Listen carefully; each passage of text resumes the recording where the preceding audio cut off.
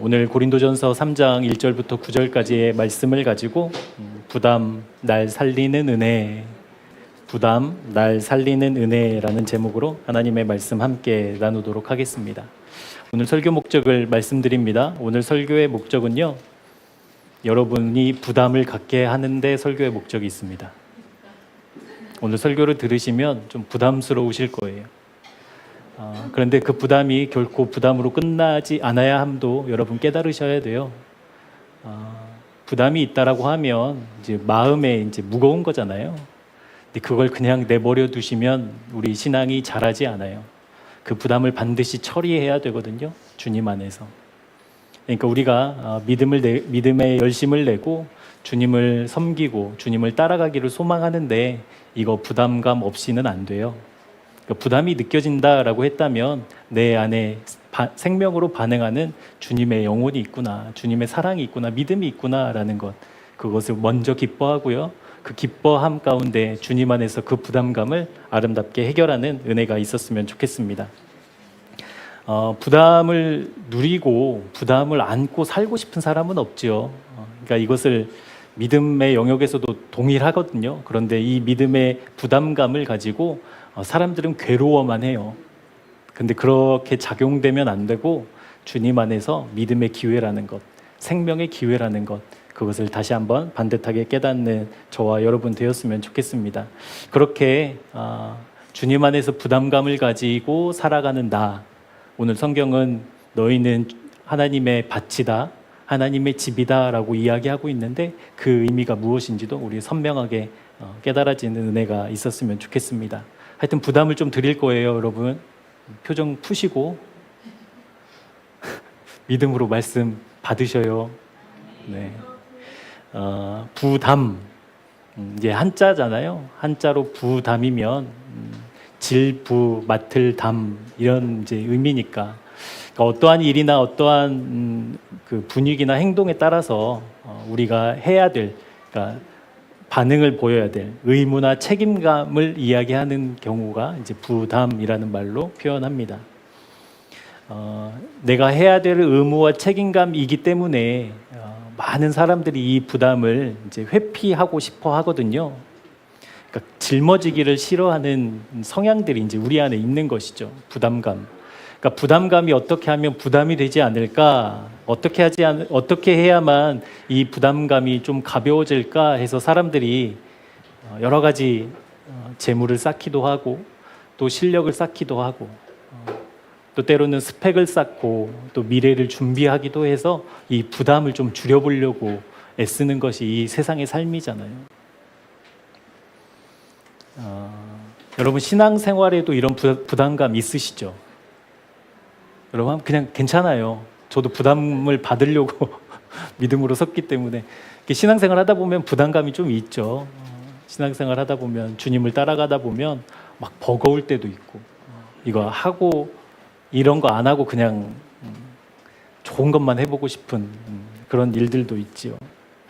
그 부담감 하면 떠오르는 이미지, 부담감 하면 떠오르는 그 무게, 그것을 오늘 말씀으로 깨뜨리는 것도 오늘 설교의 목적입니다. 결론부터 말씀드리면요, 하나님을 사랑하는 사람은 부담감이 있어야 돼요. 부담감이 있어요.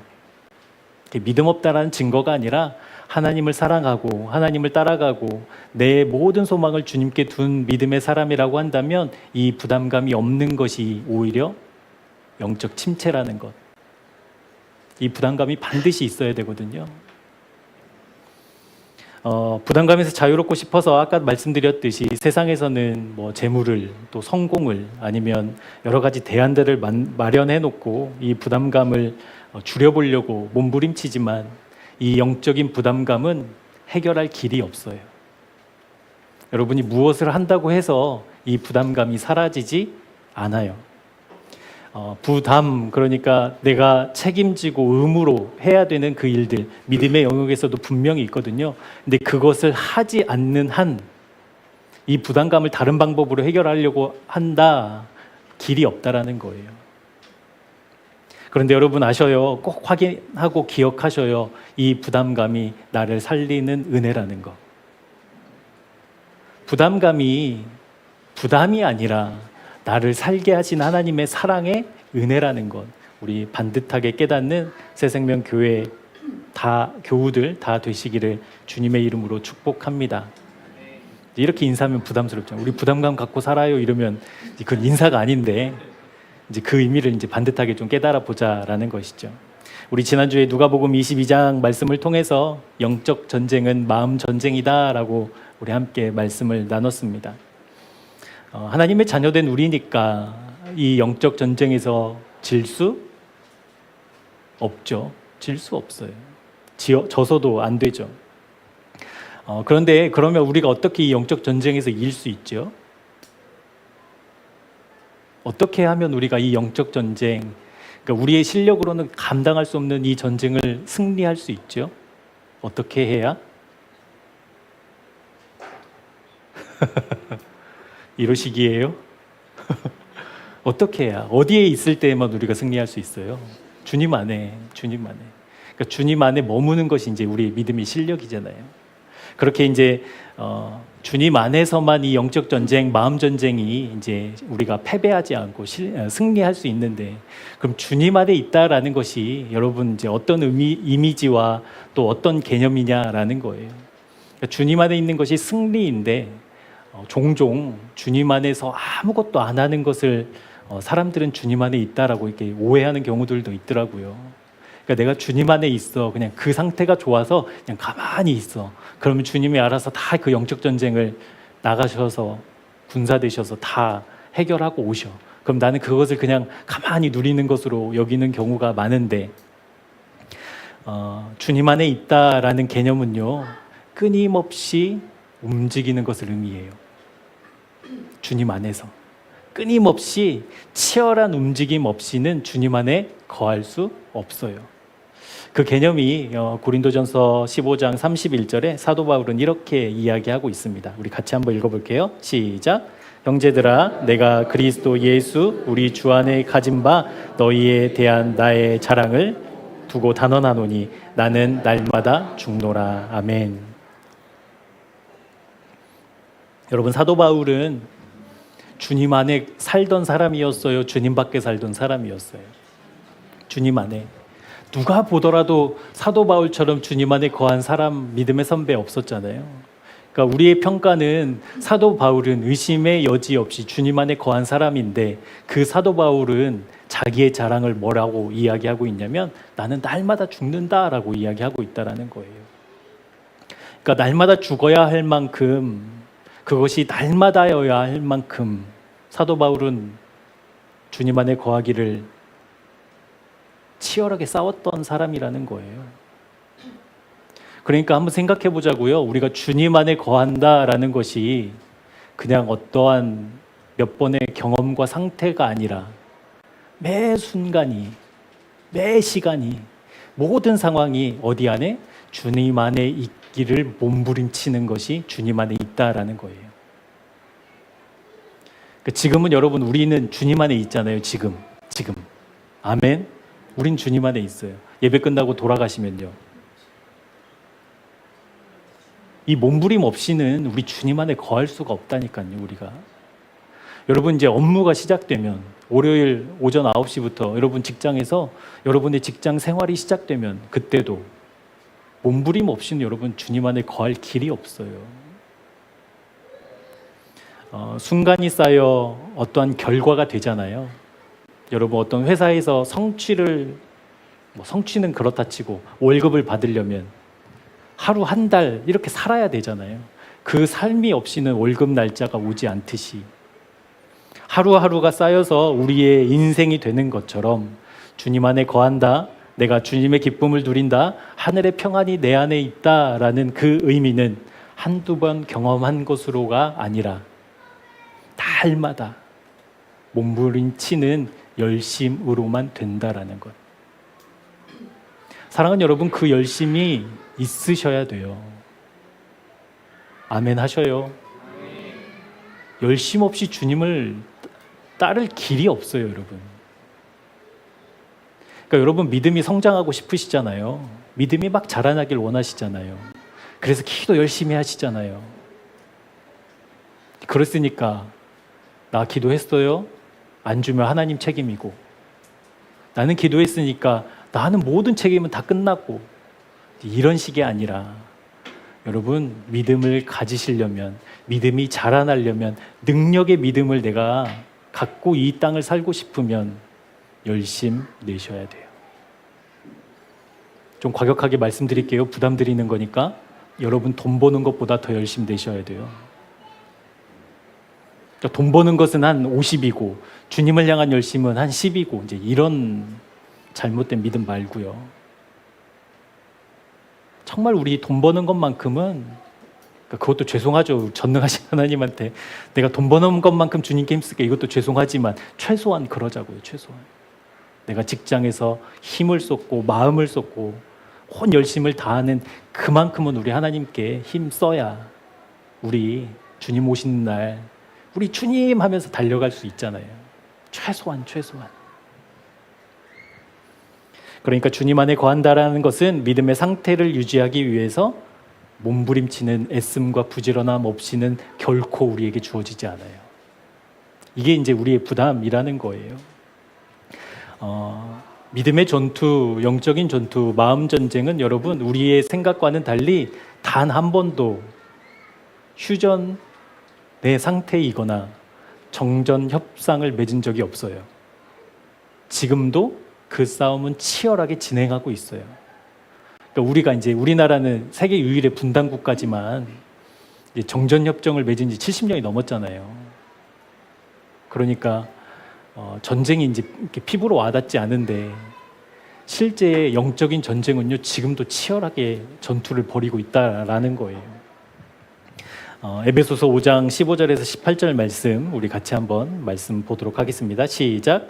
그런즉 너희가 어떻게 행할지를 자세히 주의하여 지혜 없는 자같이 하지 말고 오직 지혜 있는 자같이 하여 세월을 아끼라. 때가 악하니라. 그러므로 어리석은 자가 되지 말고 오직 주의 뜻이 무엇인가 이해하라. 술 취하지 말라. 이는 방탕한 것이니 오직 성령으로 충만함을 받으라. 아멘. 그냥 암송 구절이 아니에요, 여러분. 부담으로 다가오셔야 돼요. 부담으로. 하나님, 나 삶을 살아가는 거 주님 아시잖아요. 너무 바쁘고 정신없고 정말 하루 일과가 끝나면 녹초가 되는 나 아시잖아요. 그런데 말씀은요, 지혜 없는 자같이 하지 말고 지혜 있는 자처럼 세월을 아끼라. 다시 말씀드릴까요? 그래도 힘을 내라. 한 번 더요. 그래도 힘써라.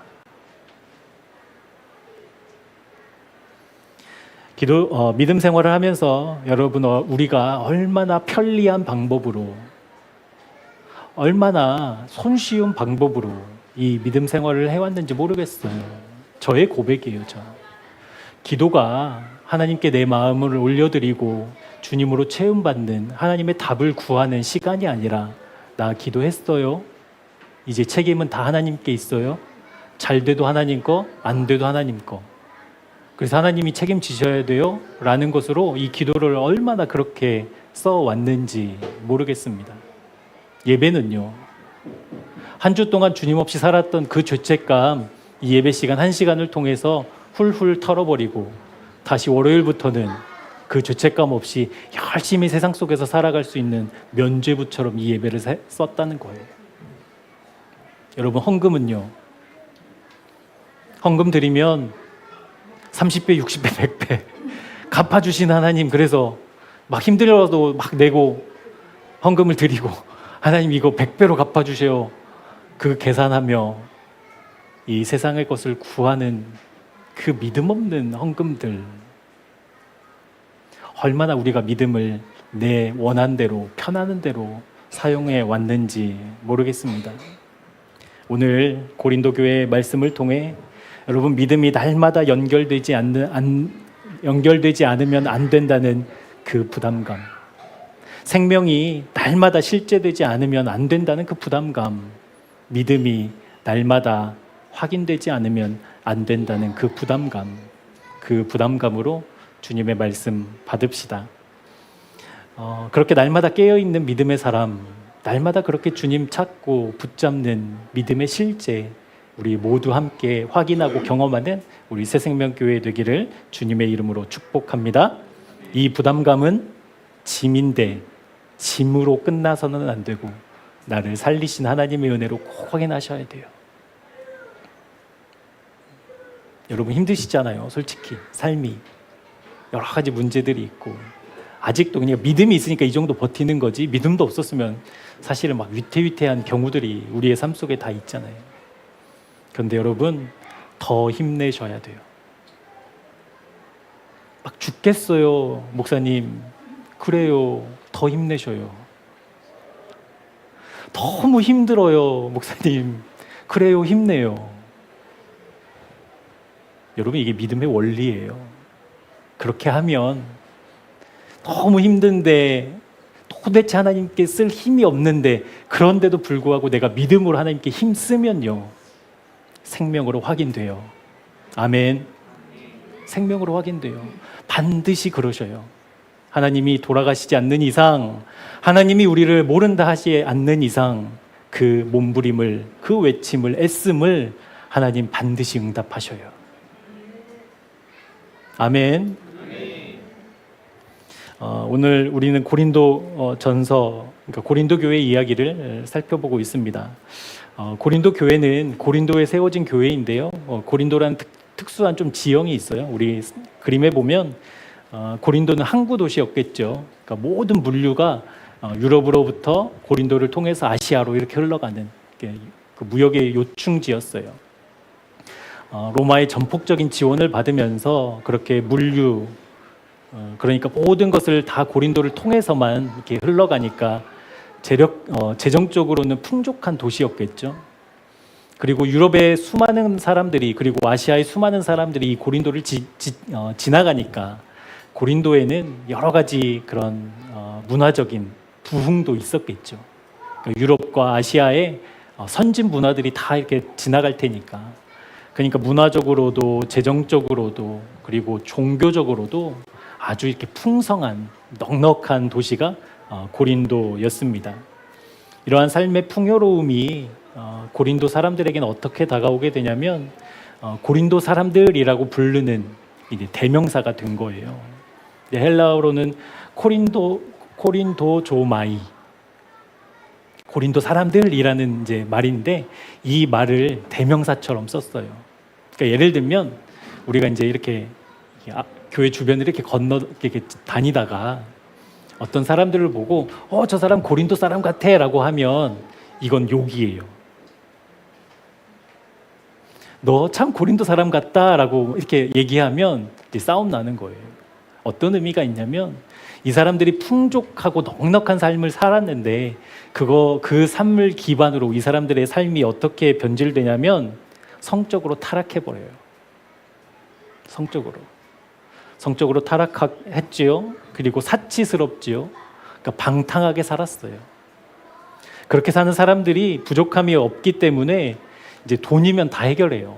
돈이면 다 되는 거예요. 그러니까 부도덕한 삶을 사는 사람. 그러니까 그렇게 살고 있는 사람들을 고린도 사람 이렇게 이제 불렀다라는 거예요. 그러니까 이 땅에 얼마나, 고린도 땅에 얼마나 이 부조리와 비윤리적이고 그러니까 성적으로 무너진 그런 도시였는지를 우리가 알 수 있습니다. 그럼에도 불구하고 이런 땅에 하나님의 은혜가 흘러갔고요. 구원의 역사가 흘러가게 되었습니다. 부족함이 없고 이 땅에 재미가 가득한 그 땅에도 하나님의 생명이 흘러 들어가기 시작했습니다. 고린도전서 1장 2절 3절 말씀입니다. 같이 읽어볼게요. 시작.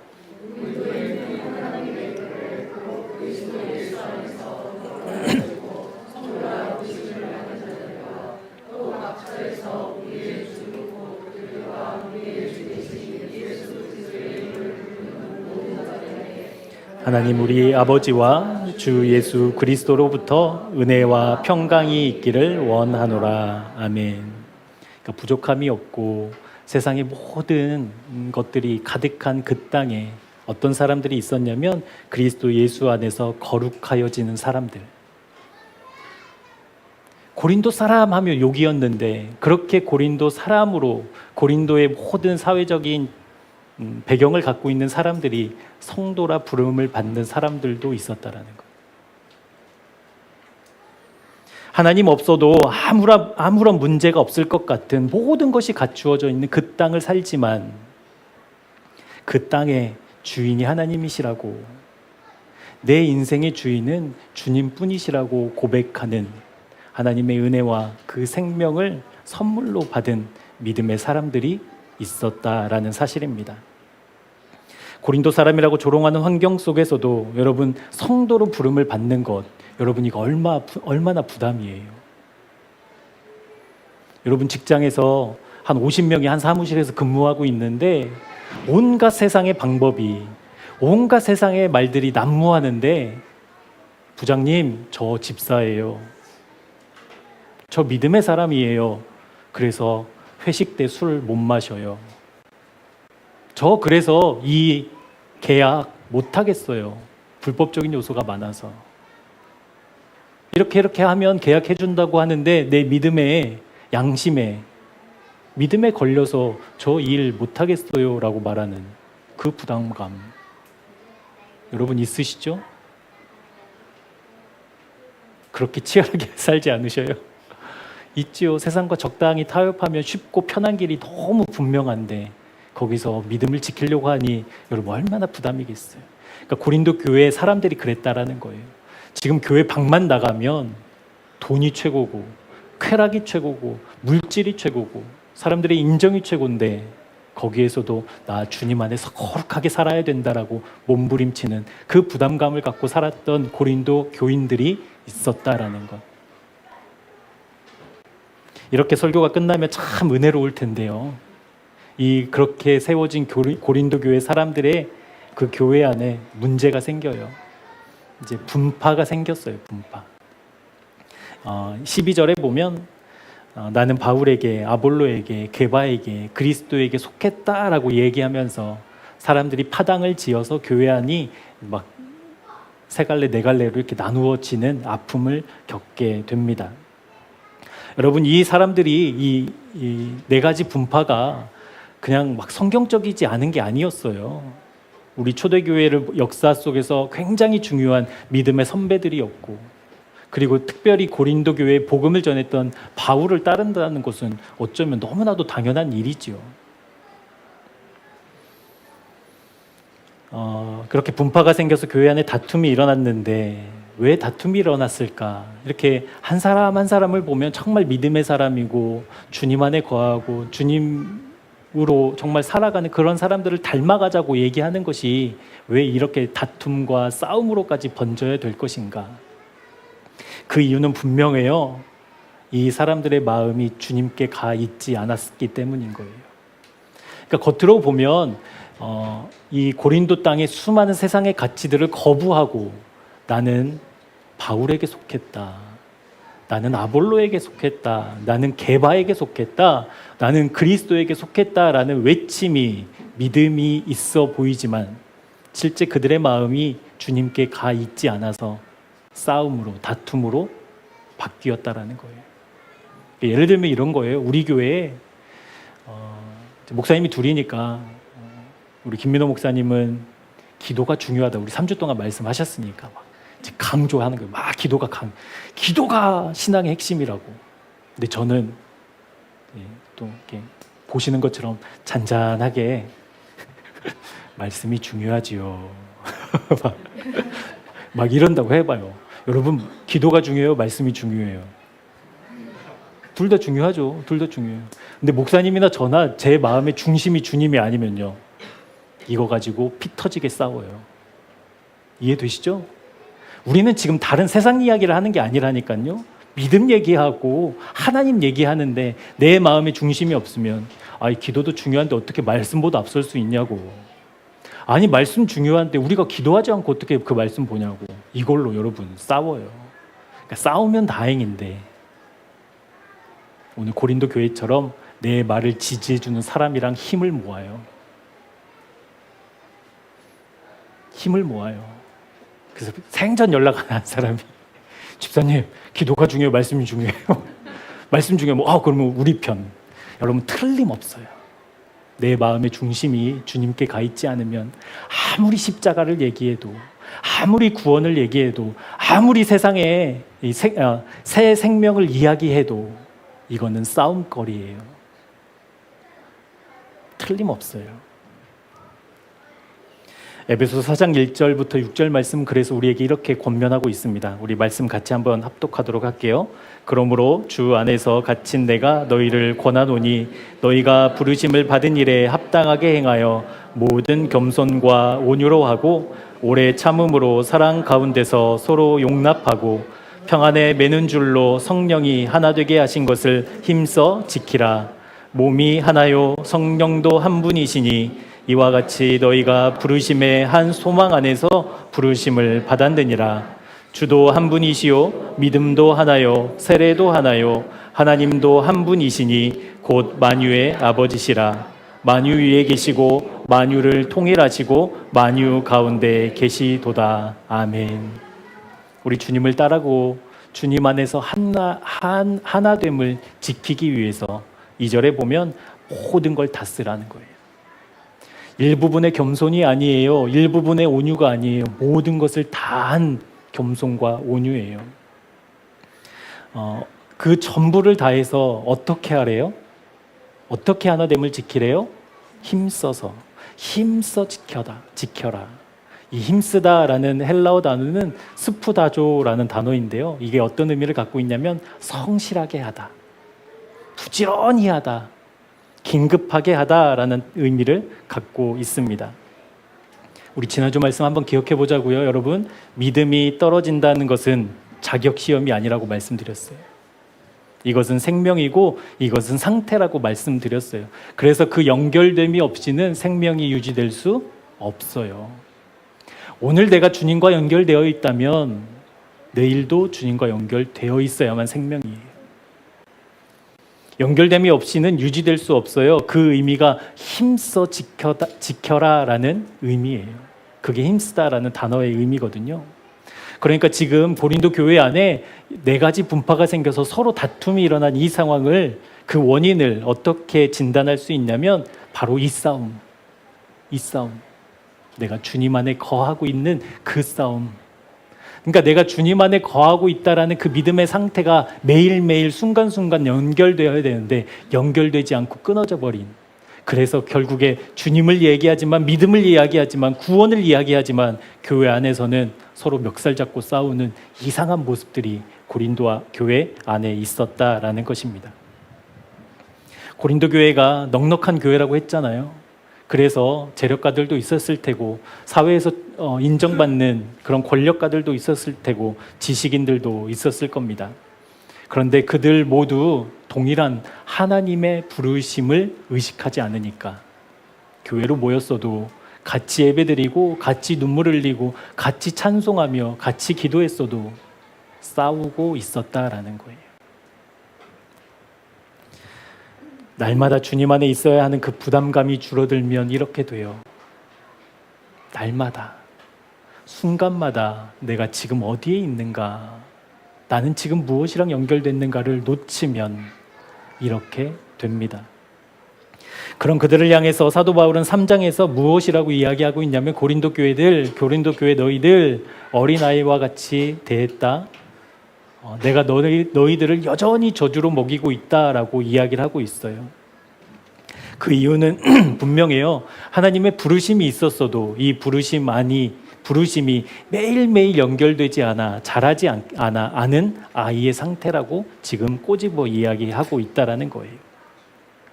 그것을 고린도전서 3장 3절에서는 뭐라고 이야기하고 있냐면, 너희는 아직도 어디에? 육신에 속한 자. 육신에 속한 자라는 의미는요, 구원받지 못했다라는 말이 아니에요. 육신에 속한 자라는 것은 구원을 알아요. 우리 주님을 알아요. 말씀도 알아요. 그리고 기도도 알고요, 믿음도 알고요, 사랑도 알아요. 그런데 그 사랑이 나에게 실제되지 않은 상태를 육신에 속한 자라고 이야기하고 있다는 거예요. 여러분, 저는 이 하나님의 진단이 무서워요. 목사니까 여러분 구원의 얘기를 얼마나 많이 하겠어요? 십자가 얘기를 얼마나 많이 하겠어요? 은혜 이야기를 얼마나 하겠어요? 그런데 내 마음이 그 믿음의 이야기들이 실제되지 않으면 육신에 속한 자라고 하나님은 말씀하신다라는 거예요.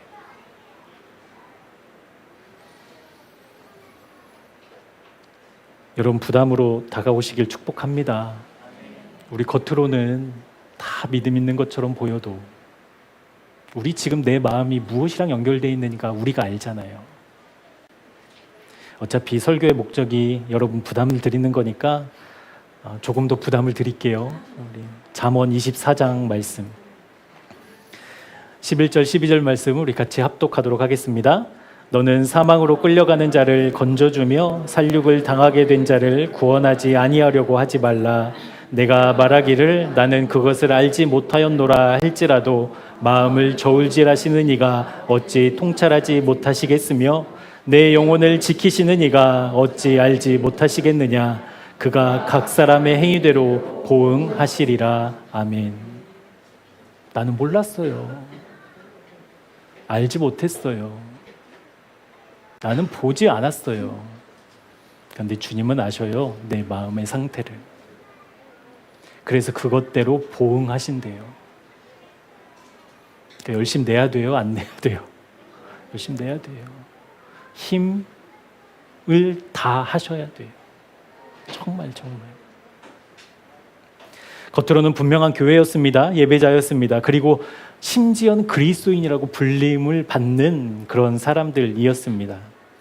그런데도 불구하고 주님만이 나의 힘이십니다. 나의 목적이십니다. 라는 그 부담감이 줄어들자 사도 바울은 고린도 교회의 그 영적인 상태에 놓인 사람들에게 우리 5절부터 7절까지의 말씀으로 이렇게 이야기합니다. 제가 읽어볼게요. 그런즉 아볼로는 무엇이며 바울은 무엇이냐? 그들은 주께서 각각 주신 대로 너희로 하여금 믿게 한 사역자들이니라. 나는 심었고 아볼로는 물을 주었으되 오직 하나님께서 자라나게 하셨나니 그런즉 심는 이나 물 주는 이는 아무것도 아니로되 오직 자라게 하시는 이는 하나님뿐이시니라. 아멘. 이것을 분명하게 알으라고 이야기하고 있거든요. 고린도 교회가 사람을 그리고 분위기를 쫓아 교회의 하나됨이 깨뜨려지는 그 믿음이 떨어진 상태였잖아요, 지금. 그래서 교회 안에서 다툼이 일어나고 분쟁이 일어나고 있었다라는 거예요. 그때 사도 바울은 다시 그 시선을 어디로? 하나님께로. 다시 하나님께로, 다시 주님을 바라보라고 지금 권면하고 있다라는 겁니다. 사랑하는 여러분, 믿음의 부담을 느끼신다면 그것으로 결론 맺으시면 안 됩니다. 나 너무 힘든데 또 힘내라고? 그런 부담으로 여러분 다가오신다고 한다면 그것으로 끝나시면 절대 안 돼요. 어떻게 해요? 사도 바울의 권면처럼 이 부담감을 어디로? 하나님께로. 아멘. 반드시 하나님 안에서, 주님 안에서, 십자가 앞에서 이 부담감을 꼭 해결하셔야 합니다. 그 의미가 이 부담감이 나를 살리는 은혜라는 것이에요. 이 부담감인데, 지기 싫은데, 하기 싫은데 주님 앞에 가지고 나아가서 주님 어떻게 하면 좋겠어요? 나는 주님 이제 10분도 더 버틸 힘이 없는데 그런데도 주님께 열심을 써야 되는데 어떻게 하면 좋겠어요? 주님 나를 도와주옵소서. 그 하나님 앞으로 가지고 나아가는 열심이, 그 연결됨이 우리를 다시 살릴 줄 믿습니다. 사랑하는 여러분, 부담감이 있을 때 홀로 해결하지 마십시오. 부담감이 찾아올 때 내 말을 들어주는 친근한 사람과 함께 끼리끼리 해결하려고 애쓰지 마십시오. 그거는 믿음 아닙니다. 하나님께 가져가는 것이 믿음이에요. 왜 요즘 이렇게 나를 힘들게 하시는지 모르겠어. 하나님께 나아가셔서 해결 받으셔요. 답을 얻으셔요. 그것이 우리를 살리는 하나님의 은혜가 됩니다. 우리 9절 말씀 같이 한번 보도록 하겠습니다. 우리는 하나님의 동역자들이요 너희는 하나님의 밭이요 하나님의 집이니라. 아멘. 그러니까 사도 바울과 아볼로 초대교회 그 교회 지도자들을 사도 바울은 지금 동역자들, 하나님의 동역자들이라고 이야기하면서 그 동역자들을 통해서 복음을 들은 고린도 교회 너희들은 하나님의 밭이다, 하나님의 집이다라고 이야기를 하고 있어요. 원래 오늘 설교의 제목이요, 부담, 잡초를 이긴다라는 거였거든요. 여러분, 밭에 잡초는 가만두면 밭에 심겨진 작물을 죽이고도 남아요. 그렇죠? 저희 집 텃밭에 종종 얘기 드렸잖아요. 지금 토마토랑 오이가 심겨져 있거든요. 근데 너무 뜨거워서 그냥 뒀어요. 그냥 뒀는데 제일 높게, 제일 많이 자란 게 뭐냐면 잡초예요. 그러니까 어느 정도냐면요, 거기를 못 들어갈 정도예요. 막 이렇게 풀밭이에요, 풀밭. 근데 그걸 열심히 내서 제가 막 비료를 주고 물을 줘서 자라게 했냐고? 아니요. 그냥 자라요. 여러분, 집은요, 사람이 한두 달만 살지 않아도 아무런 문제가 없었는데 꼭 사람이 살지 않으면 문제가 생기죠. 괜히 유리창이 깨지고 괜히 보일러가 터지고, 사람이 살지 않으면. 그러니까 사도 바울은 지금 무엇을 얘기하고 있냐면, 너희들은 하나님의 밭이다, 너희들은 하나님의 집이다 라는 것은 너희들 열심내지 않으면 잡초에 잠식당해버리고 그 게으름에 집이 무너지는 것처럼 너희들 주님 안에서, 주님 안에 몸된 교회라는 그 사실 날마다 순간마다 붙잡아야 된다라고 말하고 있습니다. 사랑하는 여러분, 이게 영적 원리예요. 주님이 힘이에요. 주님의 말씀이 나에게 능력으로 다가오지 않아요. 그래요, 그때 있어요. 영적인 침체 우리 경험하지요. 그때 주님께로 더 나아가는 거예요. 기도가 안 돼요. 내 솔직한 마음 가지고 나아가는 것이 기도라고 해서 내 솔직한 마음 가져보려고 하는데도 안 돼요. 그래요, 그럴 때 있지요. 그런데 기도의 자리를 나가셔야 돼요. 말씀이 이해가 안 돼요.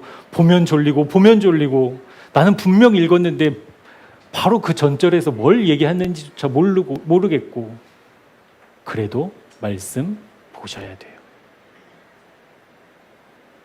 그렇게 열심을 내지 않으면 우리 주님과 연결될 길이 없어요.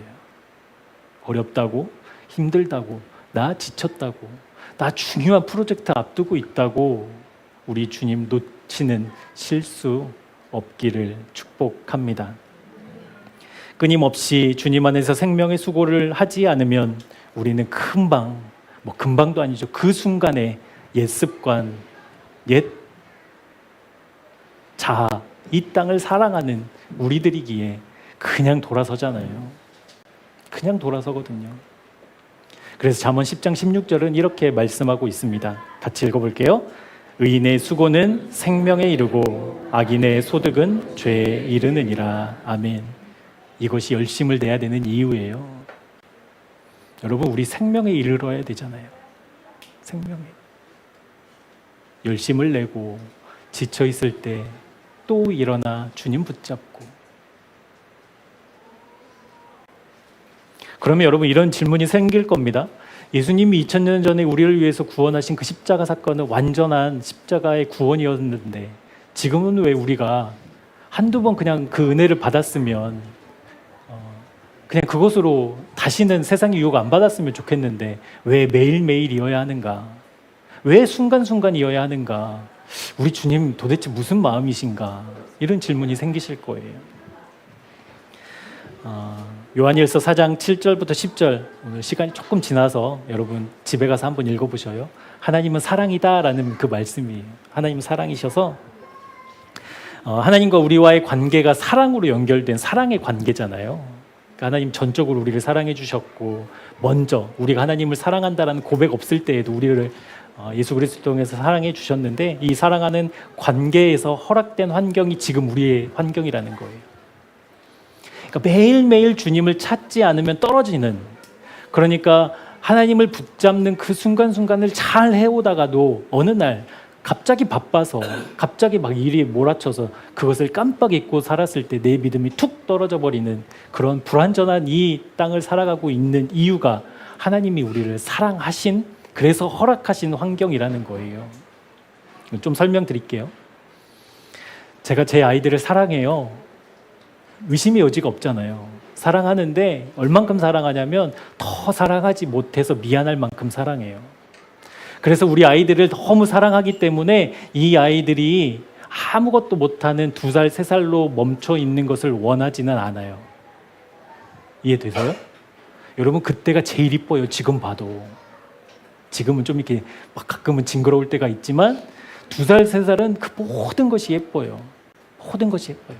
그래서 또 그때가 너무 예쁘고 좋기 때문에 우리 아이들이 앞으로 20년, 30년, 50년이 지나도 그 모습으로 있으면 좋겠다.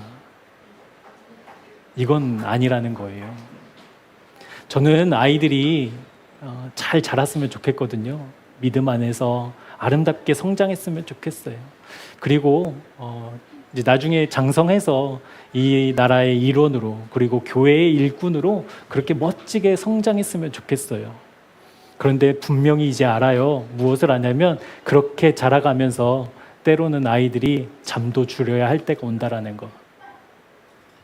때로는 실패할 때도 겪어야 된다라는 거. 때로는 내 뜻대로 이루어지지 않아 막 눈물을 흘려야 될 때도 있어야 된다는 거 알아요. 그래서 그것을 경험하지 못하게 해야지가 아니라 그때 그 시간을 잘 이겨낼 수 있도록, 그 시간을 믿음으로 견딜 수 있도록 기도해 줄 뿐이에요. 우리가 왜 매일매일 주님을 찾아야 하는가? 여러분 아시겠어요? 우리 주님이 우리를 사랑하셔서예요. 어떻게 사랑하시기 때문인가? 우리가 그냥 하나님의 자녀로 남아있지 않고 하나님의 자녀답게 살기를 원하시는 하나님이시기 때문에 그렇다라는 거예요. 제가 제 아이들을 너무 사랑하지만, 그리고 2살, 3살의 모습이 너무 예쁘지만 우리 아이들이 하나님의 자녀요, 내 자식으로 장성하기를 원한다라는 거. 그래서 때로는 실패도 아픔도 겪게 하신다라는 것. 이제 알겠어요. 주님이 왜 이 불완전한 세상에 나를 내버려 두고 계시는가. 왜 이 치열한 삶을 매일매일 살라고 말씀하시는가. 때로는 여러분 막 그런 상상도 하잖아요. 하늘에서 예수님이 막 천사의 도움을 받으셔서 나타나서 안 믿으면 다 죽는다. 이 한마디 해주시면 이 믿음의 갈등도 없을 테고, 이 직장에서 어려움도 없을 테고, 모든 사람들이 그거 보고 와 정말 하나님 살아있구나 해서 온 땅이 하나님 찬양하는 곳에 살면 나도 좀 편하게 살겠는데, 하나님 믿는다는 소리 한마디 했다가 온갖 핍박을 받는 이 땅을 왜 살게 하시는가? 하나님의 사람답게 살기를 원하시는 주님의 사랑이 있기 때문에 그렇다라는 것입니다. 그 실력을 가지라고 우리를 매일매일 연결되지 않으면 안 되는 이 땅을 살게 하신다라는 거예요. 그래서 너희가 하나님의 밭이다, 하나님의 집이다라는 그 의미가 그냥 땅이 있어서 밭이 아니라 하나님의 말씀이, 성령의 열매가 맺혀지는 좋은 밭으로 만들어가는, 그냥 빈 집이 아니라, 거미줄 쳐 있고 고장나고 부서진 집이 아니라 잘 가꾸어서 잘 정비해서 깨끗하게 청소해서 하나님이 거하시는 집이 될 수 있도록 어떻게 부지런하라고, 힘을 내라고, 애를 쓰라고 우리를 집이요 밭이라고 규정하고 있다라는 거예요. 부담감이 싫지요, 무겁지요. 이것이 어찌 편안하고 편리하겠습니까? 그럴 수 없지요. 그런데 그래서 하나님 나 부담감 갖기 싫어요 라고 말하는 것만큼 하나님 앞에 불충한 것은 없습니다.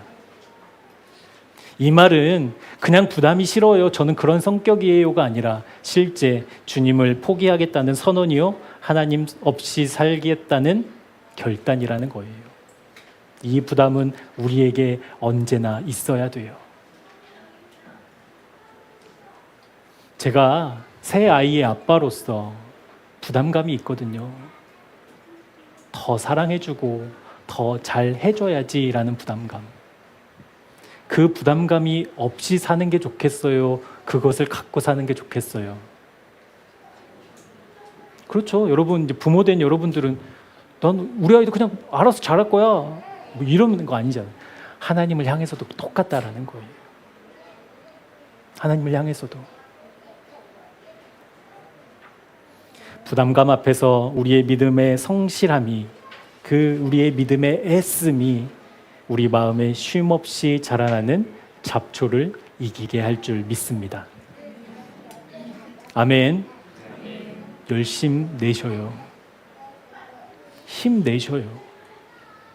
어떻게요? 몰라요, 저도. 힘 내셔요, 그냥. 애써요. 어떻게요? 한 발 더 나가셔요.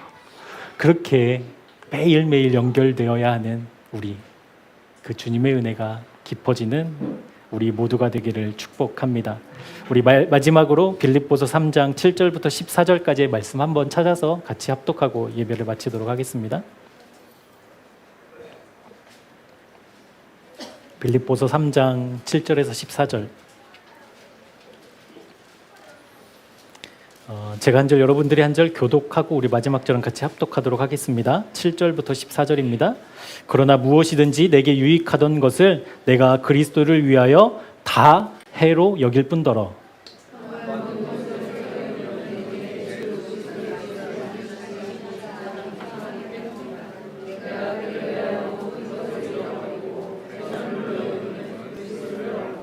그 안에서 발견되려 함이니 내가 가진 의는 율법에서 난 것이 아니요 오직 그리스도를 믿음으로 말미암은 것이니 곧 믿음으로 하나님께로부터 난 의라.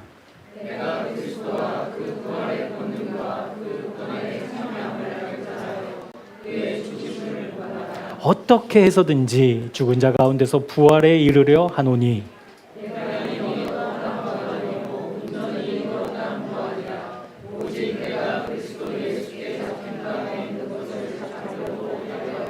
형제들아 나는 아직 내가 잡은 줄로 여기지 아니하고 오직 한 일 즉 뒤에 있는 것은 잊어버리고 앞에 있는 것을 잡으려고 표대를 향하여 그리스도 예수 안에서 하나님이 위에서 부르신 부름의 상을 위하여 달려가노라. 아멘. 여기에는 편안한 나무 그늘이 없어요. 여기에는 쉴 만한 안락한 안락의자가 놓여 있고 시원한 음료수가 옆에 있는 그런 휴양지와 같은 모습은 없어요. 수고하고 땀 흘리고 때로는 넘어지고 굴러서 피가 철철 나더라도 다시 일어나 그 주님을 향해 가는 열심, 그 부지런함, 그 애씀, 그것이 우리를 살립니다. 사랑하는 여러분, 주님을 따름이 왜 부담스러울까? 왜 그것이 기쁨이 아니고 감격이 아니고 부담으로 다가올까? 우리 마음의 문제라는 거예요. 마음의 문제여서 끝나면 안 돼요. 그 마음의 문제를 반드시 십자가에서 해결하셔야 돼요. 그 마음의 새로움을 받으셔야 돼요. 그래서 그 마음 안고 다시 주님께 한 걸음 내딛는, 여러분 114가 부담이지요. 하루에 1시간 기도 지키는 거 부담이지요. 그런데 그걸 지킬 때 내가 살아나요. 말씀 보는 거, 큐티하는 거, 묵상하는 거, 시간을 내는 게 부담이지요. 그런데 그 부담을 견디는 게 믿음이에요. 우리 주중예배, 신앙훈련 마찬가지입니다. 우리가 무엇을 위해서 그걸 하겠어요? 무엇을 위해서? 나올 수 없는 상황이라고 한다면 온라인으로라도, 내가 무엇을 하고 싶고 내가 누리고 싶은 시간인데 그 주말에 시간을 내어서라도 주님을 찾고 또 찾는 열심이 있을 때에만 이 믿음이 끊어지지 않고 주님 안에서 연결되어 우리를 살리는 생명으로, 그렇게 우리 그 생명 확인하고 누리고 우리 함께 고백하는 새 생명교회 되었으면 좋겠습니다. 힘드시죠? 힘내셔요. 바쁘시죠? 그래도 하나님께 시간 드리셔요. 그거 없이는 우리는 깨끗한 밭, 안전한 집 될 수 없습니다. 우리 주님께 그렇게 마음 쓰는 저와 여러분 되기를 축복합니다. 기도하겠습니다. 어느 날 문득 찾아오는 영적 부담감으로 주님을 따르는 발걸음을 주저했던 시간들을 되돌아봅니다. 길이요 진리요 생명 되신 주님이심을 입술로는 고백하면서도 주님을 따라가는 것이 부담스러워 게을렀던 우리의 일상도 되돌아봅니다. 고린도 교회가 주님을 따라가는 그 부담감을 생각이 비슷한 사람들끼리 모여 분파를 만들므로 해결하려는 실수를 말씀을 통해 보았습니다. 우리에게 허락하신 영적 부담감은 다시 주님께로 와 해결받아 믿음의 사람답게 성장하기를 원하시는 주님의 마음임을 배웠사오니 사랑하는 주님, 고린도 교회와 같은 실수가 반복되지 않도록 날마다 십자가에 걸린 내 마음을 확인하는 은혜 허락해 주옵소서. 부름의 상을 위하여 다른 박질한다는 사도 바울의 고백이 우리의 고백되기 원합니다. 나를 부르신 주님을 위해 열심을 내는, 힘을 쏟는, 한 걸음 더 달려나가는 우리 교회 되도록 은혜 베풀어 주옵소서. 예수 그리스도의 이름으로 기도합니다. 아멘. 아무리 자녀를 사랑한다고 해도 그 자녀가 지금 그대로이기를 원하는 부모는 없습니다. 부모가 자녀를 사랑하는 만큼 자녀가 이 나라의 일원으로 믿음의 사람으로 잘 자라기를 원합니다. 이 일은 자연스럽게 편안하게 이루어지지 않습니다. 치열한 하루하루를 살아내는 성실함이 필요하고 실패하고 넘어져도 다시 일어나는 실력이 있어야 합니다. 그렇다면 우리의 믿음이 왜 제자리인지, 하나님을 향한 사랑이 왜 날마다가 아니라 해결받아야 하는 일인지를 그 이유가 너무나 분명해집니다.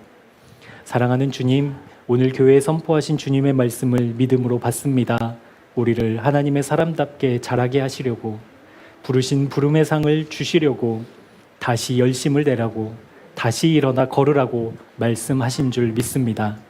이 부담감이 감정으로 끝나지 않고 주님 앞으로 가지고 가 나를 향하신 주님의 마음과 뜻을 반듯하게 깨달아 날 살리시는 은혜로 경험되게 하여 주옵소서.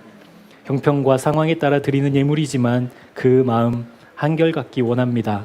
모든 것의 주인 되시는 주님을 인정하는 믿음으로 기쁘게 드리는 예물 되게 하여 주옵소서.